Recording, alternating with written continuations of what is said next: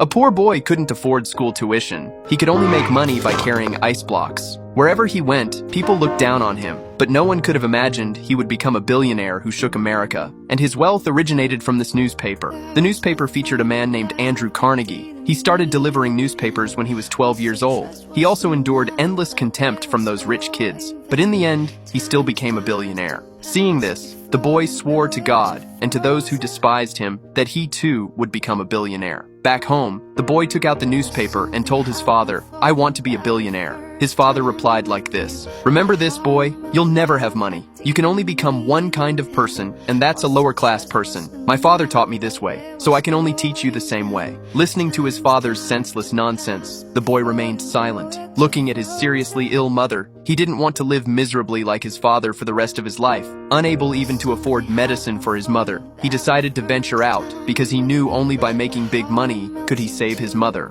However, having no money for a train ticket, he could only secretly climb onto a departing train. Just like that, when he woke up, he had arrived in Texas. He was a bit confused, not knowing where to go, so he followed a group of pedestrians to a small town. The town happened to have a farm owner recruiting workers. The boy desperately squeezed to the front, eagerly recommending himself to the farm owner. But the owner wanted someone strong and sturdy, so the boy turned around and lifted the fat guy next to him to prove his strength. This made the farm owner laugh. Seeing how enthusiastic he was, the owner decided to take him along. On the farm, besides working during the day, sometimes at night he would chat with the farm owner. He carefully asked questions. "How can I become as wealthy as you?" The farm owner told him there were many conditions for success, but only by becoming the leader in your circle could you succeed. This remark enlightened the boy. He asked the farm owner, "If we finish work early, wouldn't that save you money?" The farm owner said yes. Then the boy said, "Tomorrow I can complete the work. How about you give me a portion of the money you save?" The farm owner smiled and replied, "I appreciate you, but you can't finish it." Early the next morning, when others were getting up sleepy-eyed to start work, the boy was already gone. He had gotten up at 3 a.m. After figuring out the current work process, he developed a detailed SOP.